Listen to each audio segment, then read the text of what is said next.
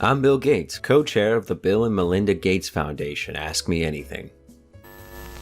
Through it all, what makes you happy? Looking for ideas. Some recently said that when your children are doing well, it is really special, and as a parent, I completely agree. Sometimes following through on commitments to yourself, like doing more exercise, also improves your happiness.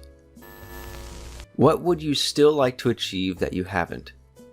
The goal of the foundation is that all kids grow up healthy, no matter where they are born. That means getting rid of malaria and many other diseases that affect poor countries. It should be achievable in my lifetime. When was the last time you sat in front of a computer and wrote code? I actually do use tabs. It is easy to convert tabs to spaces and vice versa, so we shouldn't waste too much time on this issue. I've not written code in a shipping product for a long time, but I do write enough code to understand the new tools like TypeScript and GitHub, shameless Microsoft plugs. What's a piece of technology that's theoretical now that you wish you could make possible immediately? Thanks in advance, and thank you for all your humanitarian efforts. I am fascinated by how hard it has been to teach computers to actually read so that they understand the material. An example would be reading a textbook and passing a test. This question of knowledge representation is a fascinating one that Microsoft and lots of others are working on. However, if I had one wish to make a new technology, it would be a solution to malnutrition. Almost half of the kids in poor countries grow up without their body or brain developing fully, so they miss most of their potential. Second would be an HIV vaccine.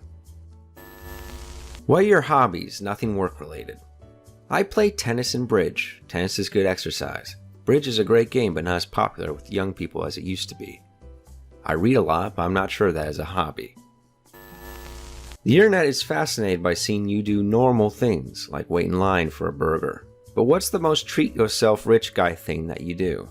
I have a nice house. It includes a trampoline room, which is kind of over the top, but my kids love using it to work off their excess energy. I'm not sure how guilty I feel about being in a great house.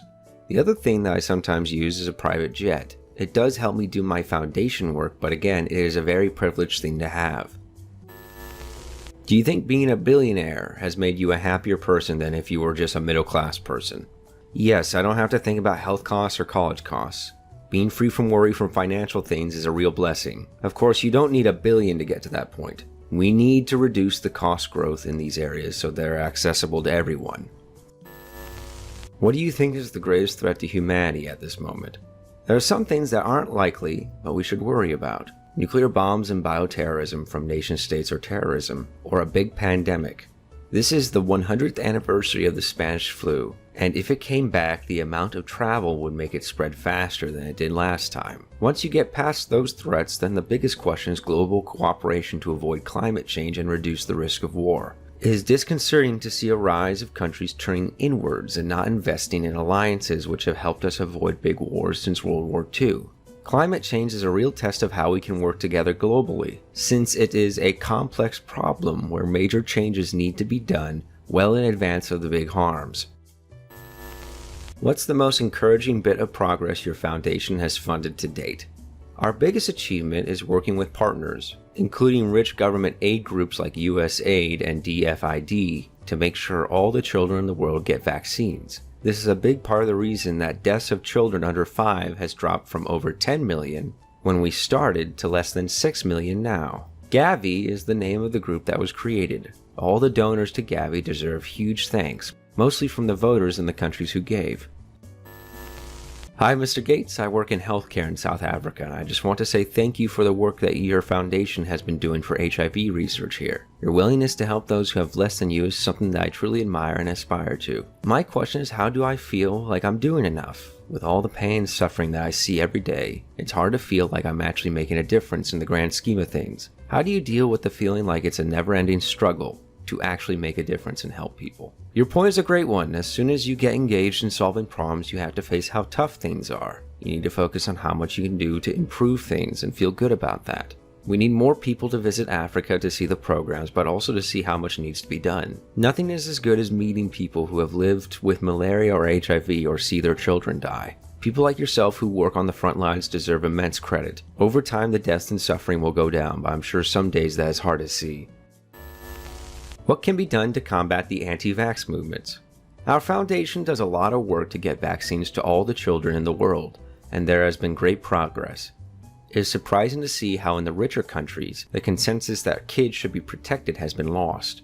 Unfortunately, this will mean some measles and pertussis deaths. Hopefully that will help get over the negative stories that circulate. Vaccines have saved more lives than any other tool. Our foundation is working on vaccines for malaria, HIV, and tuberculosis, which will make a huge difference. Universal basic income. Could it work? Should it be the way forward? If not, how do we adapt to the changing rules of automation and work? When the world gets hyper-productive, then the work will be less important. People will have to decide what is important and what young people should do to have a sense of purpose. However, we are a long ways away from that world of excess. We still need people to work to produce the goods and services of society. We are not rich enough to give up work incentives.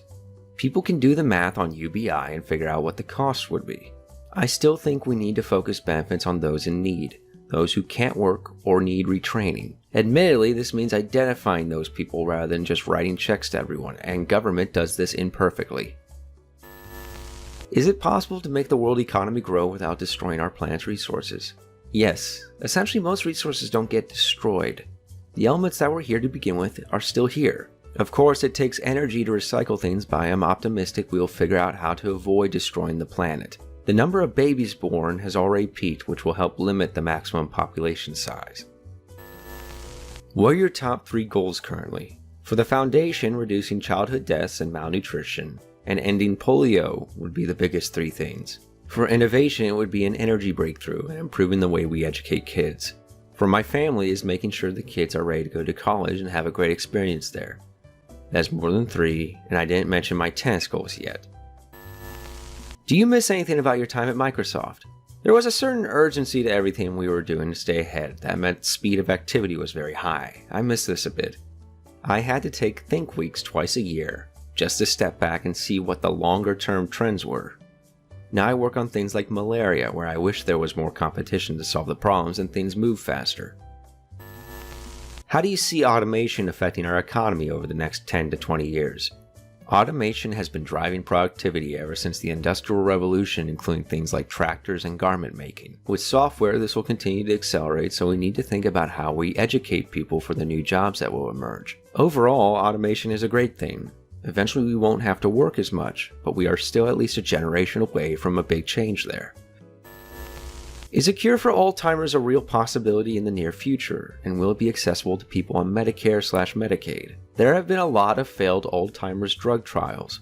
The good news is that new tools we have are helping us understand the disease better. For example, the role of the glial cells. I'm optimistic that in the next 20 years we will have drugs to help if we stay focused on it, including pooling data and helping startups get funded.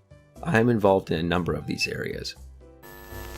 What technology are you looking forward to most in the next 10 years, and what impact do you think it could have? The most amazing thing will be when computers can read and understand the text like humans do. Today, computers can do simple things like search for specific words, but concepts like vacation or career or family are not understood. Microsoft and others are working on this to create a helpful assistant.